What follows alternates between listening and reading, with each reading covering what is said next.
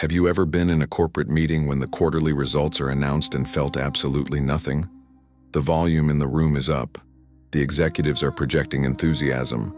Everyone's eyes are locked on the presentation screen, and there is a tension in the air, the kind that tells you something monumentally important is happening, and yet, inside you, there is no spark, no pull, no sense of anticipation, just a quiet awareness that you are watching, a narrative meant for someone else. It is a strange moment, because you are not bored in the usual way. You understand exactly what is happening. You know who is rising, who is being sidelined, and you can follow the unwritten rules of the professional ladder if you need to. But emotionally, the signal simply does not land. It is like hearing a language you technically recognize, but one you do not think in or feel in your soul. At first, this moment often comes with a sense of profound confusion. You wonder if something is wrong with you. Why does everyone else seem so alive in this race for status, while you feel untouched by the prospect of vertical growth? Why does this title or this salary tier matter so deeply to them and not at all to you? Most people never pause here. They either force themselves to care out of a fear of social exclusion, or they quietly assume they are psychologically deficient. But this moment is worth slowing down. Because what if this is not apathy? What if it is a form of awareness? What if this is simply the instant you realize that this corporate structure was not built for your nervous system, your attention, or the way you connect to fundamental meaning? That realization is not a loss of potential. It is the beginning of understanding how your mind actually works. Once you notice that the signal of professional ambition does not land for you, something else usually follows: how other people react to that truth. In a culture where career achievement functions as a primary shared language, not speaking it can quietly mark you as broken or dangerous. When someone asks, "Where do you see yourself in 5 years?" and your answer falls flat or lacks competitive fire, there is often a pause, a micro-silence, or a look that says, "Really?" And from that moment, assumptions start forming. You are labeled as unambitious. You are detached. You are trying to be different. On purpose or worse, you just don't get how the real world functions. The lack of interest in a career is interpreted as a lack of something essential, as if enthusiasm for the corporate ladder were a basic requirement for human belonging. What is rarely considered is that disinterest in careerism is not a rejection of usefulness, it is not superiority, and it is not emotional emptiness. It is simply a mismatch between what a high-performance culture treats as meaningful and what actually resonates with a particular human mind. Psychologically, we are uncomfortable with people who do not mirror our professional excitement. Their neutrality feels like a silent judgment, even when it isn't. So we label it. We pathologize it. We turn personal preference into a character defect. And that is where many people internalize the wrong story about themselves. They start to believe there is something missing in them, when in reality, nothing is broken. They are not resisting connection.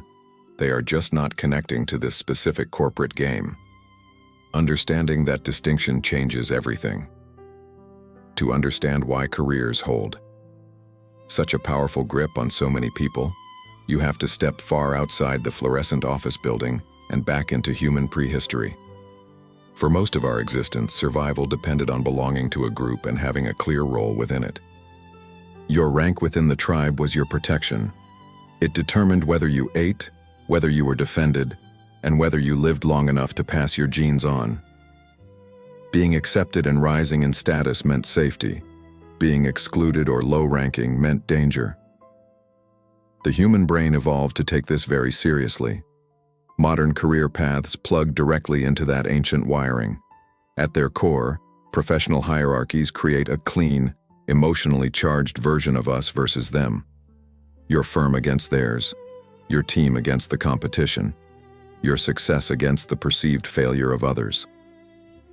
The stakes feel high to the nervous system, even when nothing material is actually at risk, and your internal system responds as if something real is happening. When an individual wins a promotion, the brain releases dopamine and testosterone, chemicals associated with reward, dominance, and victory. When a career stalls, stress hormones rise. Studies show that professionals experience measurable hormonal shifts after performance reviews, mirroring the same biological patterns our ancestors experienced after successful hunts or territorial wins. This is not metaphorical, it is physiological. The brain does not distinguish between a symbolic professional victory and a literal biological one. The context changes, but the mechanism does not. Careers are effective because they offer a safe, socially sanctioned way to activate the tribal brain. You get the belonging, the emotional release, and the shared identity without the physical danger that once came with seeking status. For many people, this feeling of being part of a winning team is grounding and energizing. None of that is accidental. It is the result of systems built to speak fluently to one of the oldest parts of the human mind. Here is where the misunderstanding usually deepens. When careers ignite something primal. In most people, it is easy to assume that anyone who does not feel that ignition is missing a fundamental human instinct. But psychologically, that is not what is happening at all. The tribal switch is not broken. It simply does not flip as easily, or in the same situations. Everyone has a threshold for what activates belonging. For some, professional titles are enough. The company name, the hierarchy, the recognition of peers. For others, that threshold is higher. Loyalty and purpose need to be earned through shared values, shared effort, or shared creation, not inherited by accident of employment. From that perspective, careerism can feel strangely arbitrary. The roles change constantly. The owners are distant figures whose loyalty is tied to profit, not people. Corporations relocate or restructure overnight if the numbers make sense. And yet, employees are asked to offer unwavering emotional devotion to the brand. For some minds, that arrangement does not compute. Their nervous system pauses and quietly asks a question. Most people never articulate, what exactly am I being asked to attach my life to here? When the answer does not feel real or reciprocal, the signal fades. Not out of cynicism, but out of clarity. This does not mean they reject purpose. It means they are selective about where they invest their soul. They reserve their instincts for places where connection is mutual, stable, and meaningful. Communities built around ideas, craft, and purpose that does not reset every fiscal quarter. So, when the career switch does not flip, it is not indifference, it is discernment. For many people, this foundational difference in how they perceive a career does not suddenly appear in adulthood. It forms quietly, long before any recruiter ever asks about your professional background. Our nervous systems are shaped early by what feels safe, regulating, and meaningful in the environments we grow up in. In some families, professional achievement is a primary bonding ritual. Weekends revolve around discussing status. Emotions are shared openly regarding success, and excitement is contained within these predictable rhythms of performance. For a child in that setting, the idea of a rising career becomes associated with connection, belonging, and safety. But that is not every childhood. Some people grow up in homes where noise already meant tension rather than celebration. In those environments, raised voices did not signal professional victory.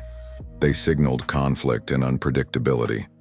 Crowded rooms or high-pressure social displays were not energizing. They were overwhelming and draining. In those environments, the nervous system learns to stay alert, not to relax into collective professional excitement. High stimulation. In the workplace does not feel fun to these individuals. It feels like something to manage and defend against. Others grow up in families where emotional connection was not built around shared spectacles of success or public status at all. Attention and love came through deep conversation, creativity, individual work, or quiet presence. Meaning was found in the depth of an experience, not in the volume of the recognition. In those homes, identity formed around internal worlds rather than external displays of growth. Over time, the brain adapts to this environment. It begins to associate safety with focus, solitude, or one-on-one engagement, rather than group intensity or corporate competition. This orientation is not avoidance. It is a form of regulation. The nervous system is doing exactly what it learned to do to remain stable and functional. There is also a subtler layer to why some people never fall into the trap of career obsession. Some children learn early that emotional investment without personal control can be extremely risky. When outcomes are unpredictable, or when disappointment is not well held by those around them, the brain becomes cautious about attaching itself to things it cannot directly influence. Watching a company win or lose on your behalf, or waiting for a distant boss to validate your worth, may never feel rewarding if your system prioritizes agency over the spectacle of hierarchy. By the time adulthood arrives, this orientation is already set within the individual. This happens not because something went wrong, but because something adapted successfully to the environment. The preference for depth over display, and for internal stability over external consumption, is often the quiet imprint of a nervous system that learned exactly what it needed to feel stable. In an unstable world, this learned stability creates a fundamental mismatch in the modern office. While the culture values the hustle and the constant pursuit of more, your nervous system may value the integrity of a single task well done. When co-workers are energized by the chaos of a new merger, or the competition for a bonus, your system might retreat into a state of observation. You are not being antisocial, you are simply regulating your internal state. The high-stakes narrative of the career ladder requires a level of sensory input that your brain has learned to filter out for its own protection. You are not deficient in ambition. You are sufficient in autonomy. You have developed a system that finds meaning within the self rather than through the mirroring of external validation. The tribal brain of others is constantly scanning for rank and status, because that is where they find their safety. But if your early experience taught you that safety is found in silence, in mastery, or in the predictability of your own efforts, then the corporate race for status will feel like unnecessary noise. You understand the rules of the race, but you do not feel the biological urge to run. This clarity allows you to occupy the professional space without being consumed by it. You can perform your duties, but you refuse to offer your emotional devotion to an arrangement that does not feel reciprocal. Your tribal instinct is not broken, it is simply reserved for connections that are mutual and stable, rather than seasonal and profit-driven. By understanding this architecture of autonomy, you can stop trying to fix your nervous system and start honoring its design. One of the least discussed reasons why some people never fall into the trap of career obsession has nothing to do with their emotional capacity at all. Instead, it has everything to do with cognitive capacity, because your brain possesses a limited amount of real estate. There is only a finite amount of space available within the human mind. For the deep investment required to track, remember, and care about the complex systems we return to over time. Being a truly devoted professional within a modern corporate hierarchy is not a passive role. It requires learning intricate rosters of personnel, navigating historical contexts, understanding shifting strategies, memorizing meaningless statistics, and tracking rivalries that stretch across years. Success in this field is not just about doing the work, it is about maintaining a constant mental archive of the professional landscape. For many people who do not pursue this path, their mental archive is already fully occupied by other interests. Some minds allocate their attention early in life to complex systems instead of the social spectacles of the workplace. They invest their energy into understanding how markets move, how music is structured, how physical tools work, or how abstract ideas connect across different disciplines. Others choose to invest in personal mastery, building a specific craft, refining a technical skill, or deepening an understanding of a subject that most people simply skim past. Their limited attention does not scatter into corporate politics. Instead, it consolidates into personal creation. From this perspective, a disinterest in building. A traditional career is not a failure to engage with the world. It is simply evidence of a prior commitment. Somewhere along the way, often entirely unconsciously, your brain performs a calculation regarding where to spend its most valuable resources. It weights the time spent memorizing corporate statistics against the time spent developing a tangible capability. It measures the emotional energy tied to professional outcomes. You cannot influence against the energy invested, where effort compounds daily. Neither choice is morally superior to the other, but they represent fundamentally different orientations toward life. People who do not follow the standard career path have not opted out of focus. They have merely concentrated it elsewhere. Their minds are already running long games, pursuits, and systems that do not reset every fiscal quarter. The stadium of their internal world is not empty. It is simply hosting something other than the corporate game. This strategic allocation of mental energy explains why the career narrative never lands for certain individuals. When you invest your cognitive real estate in mastery, the reward comes from the refinement of the craft itself, not from the promotion that follows. For a creator or a thinker, the professional hierarchy feels like an unnecessary layer of noise that distracts from the internal work. They are not looking for a title to validate their progress, because their progress is measured by the increasing complexity of the systems they manage. The passion slot. In their mind is occupied by developing a skill set, where the effort put in today builds upon the effort put in yesterday. This compounding interest of skill is more stable and rewarding than the unpredictable winds of a corporate environment. Understanding. This framing changes the central question. From why don't you care about your career, to what did you care about instead? When we stop seeing professional disinterest as an empty space, we begin to see it as a place of high concentration. The mind that does not track corporate rivalries is often the mind that is deeply immersed in building something new or solving a problem that most people have ignored. Their silence during professional networking is not a sign of emptiness. It is a sign of deep concentration.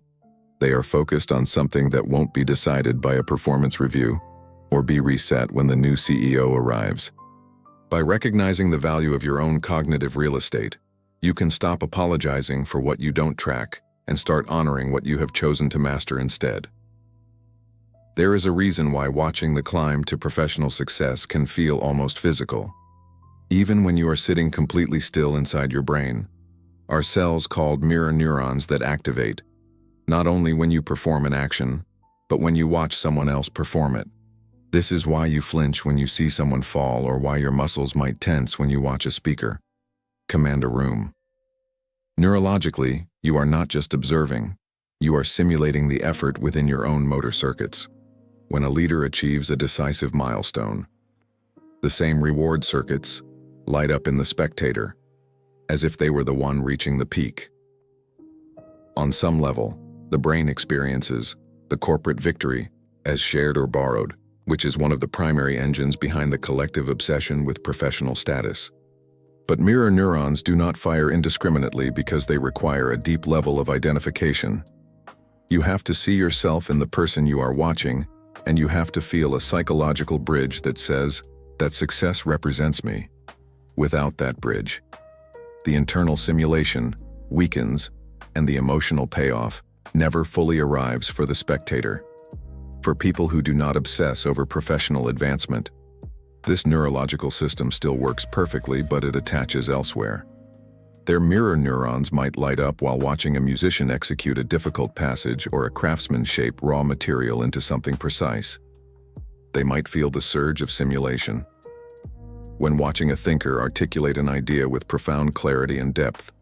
The biological surge is exactly the same, but the target of identification is entirely different. The difference is not a lack of emotional capacity, but rather a choice of heroes. Some people borrow their sense of motion and meaning from leaders in a hierarchy.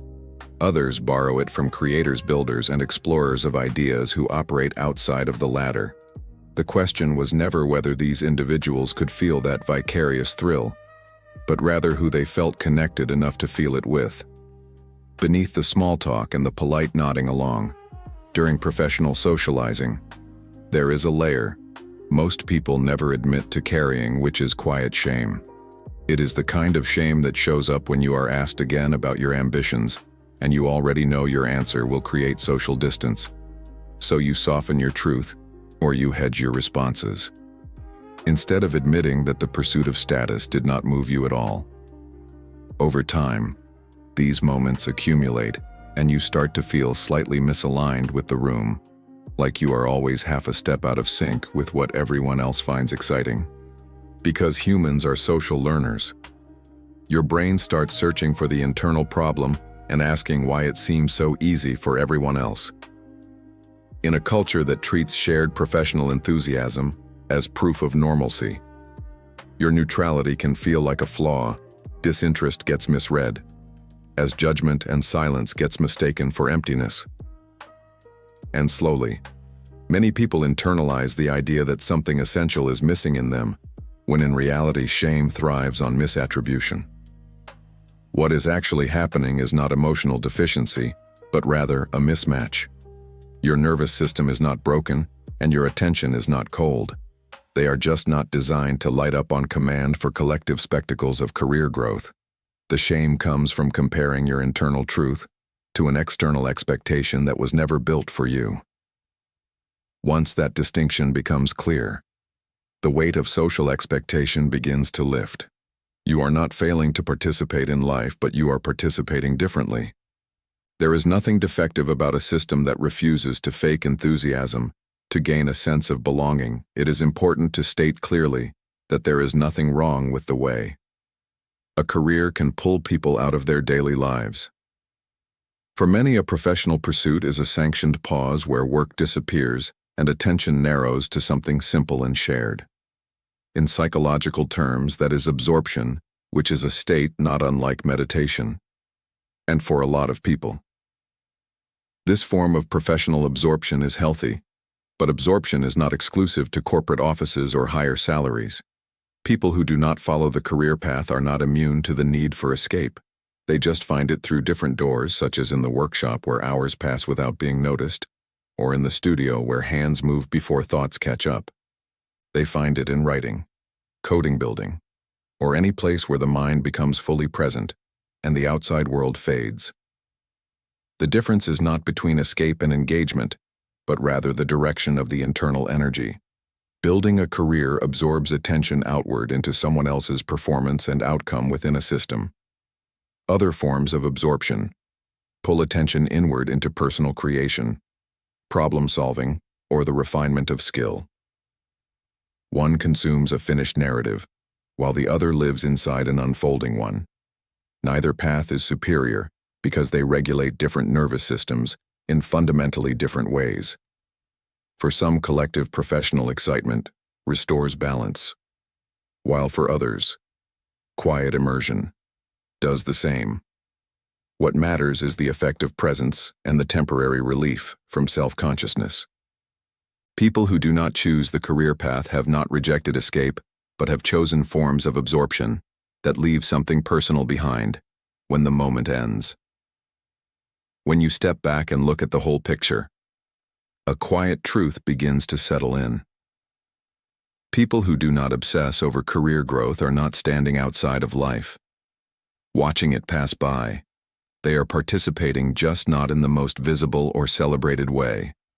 While some invest their attention in shared spectacles, others invest it in slow personal arenas that do not come with crowds or external commentary.